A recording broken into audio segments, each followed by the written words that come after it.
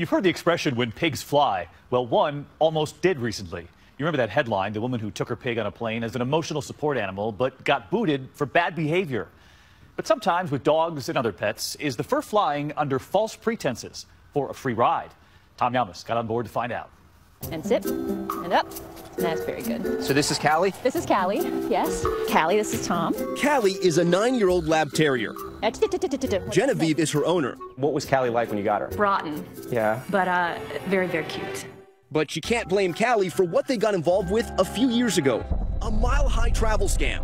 I heard from a friend that you could get your dog certified as something called an emotional support animal, an ESA.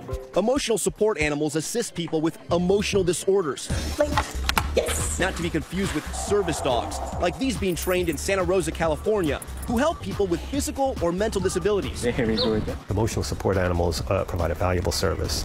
Our confessor, Genevieve, admits she had no need for emotional support. She simply wanted to fly with Callie by her side, not in a carrier or in cargo, which would have cost a fee. So she found a way to do it, for only a few white lies and a red doggy vest. She found a website that, for a fee, provided a psychological questionnaire. It was a website where I was able to answer questions about possible emotional symptoms that I had, and if I answered them in a certain way, I could get a diagnosis. What was your diagnosis? It was panic attack disorder. You seem like a very level-headed, calm person, not someone who would get panic attacks. Yes, I lied.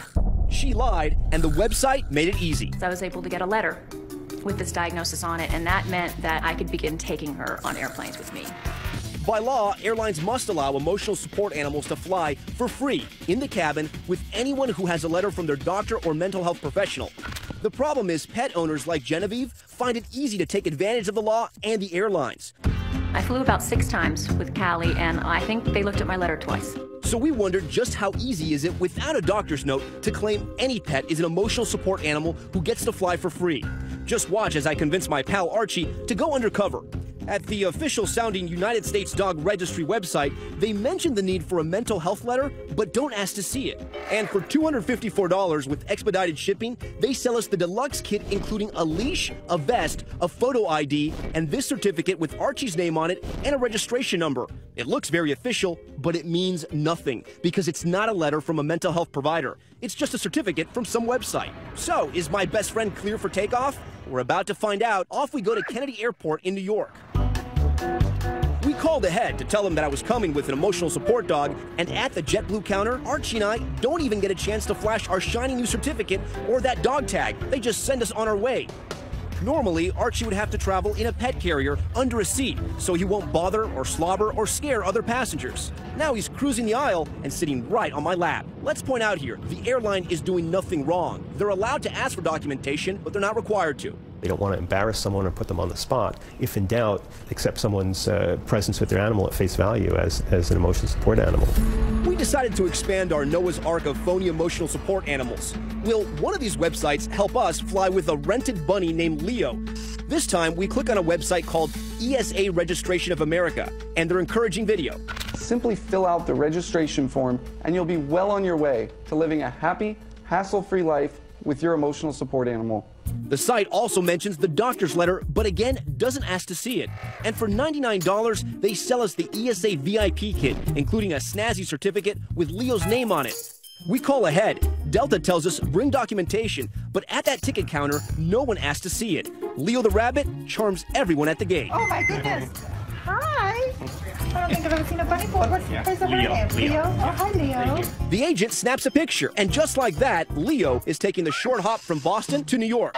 As we find our seat, we get some funny looks. Leo is a lion-head rabbit, so he's bigger than your average bunny, and just like Archie, he's allowed to be right on my lap for the entire flight. Pretty good flying companion. He even delights battle-hardened flight attendants. I've never seen a rabbit. I've never seen a made my mom. And they've seen it all. Airlines are not required to accept reptiles, but they still see some unusual animals, like pigs and even miniature horses. But now we raise the stakes. How about, oh, I don't know, an albino African pygmy hedgehog named Snickers? Hey, no problem.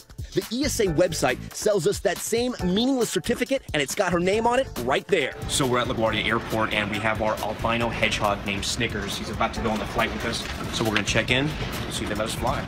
But this time, it's not so fast. The Delta agent makes clear the piece of paper might be good for lining Snickers' carrier, but that's about it. Without a doctor's letter, our hedgehog is going nowhere. If Snickers wants to get to Boston on this night, she's walking or waddling. Snickers. Another day, another airline. We booked Snickers Newark to Nashville on Southwest. The agent again wants documentation, but this time our cockamamie certificate is accepted. Once again, Snickers and I catch an airline worker in the act of showing kindness and compassion. And nobody stops us as I carry my prickly buddy through the terminal, in the boarding lane, even right into the cabin. We asked the airlines about the problem of fake emotional support animals. Their trade group, Airlines for America, says we trust our passengers are honest in communicating their need for service assistant animal support. United States Dog Registry declined to comment, but ESA told us that its certificate is a valuable supplement to a doctor's letter. At first, Genevieve didn't see anything wrong with faking an emotional disorder so she could fly with her dog. I didn't think this would be harming anyone. I thought this was harmless. But this is not a victimless hoax. Advocates say they fear that poorly behaved pets on planes give people who really need emotional support animals a bad name. That's what Sonia Lashinsky is afraid of. It's like faking needing a wheelchair. You see someone faking it and their dog is barking through the whole flight. You know that one of these days someone's going to turn around and say, that's it. No animals in cabin at all. As for Callie, her days as a frequent flyer are over. Genevieve grounded her and hopes other fakers will do the same. When I did it, it was just too easy. If I told you it's still that easy, what would you say? Then I'd say that I hope we can make some changes. And just so you know, no animals or humans were harmed in the making of this story. So, if you were squeezed in next to a rabbit or a hedgehog or a big slobbering dog and found out they weren't real support animals, would you stay in your seat? Use the hashtag ABC2020 to let us know.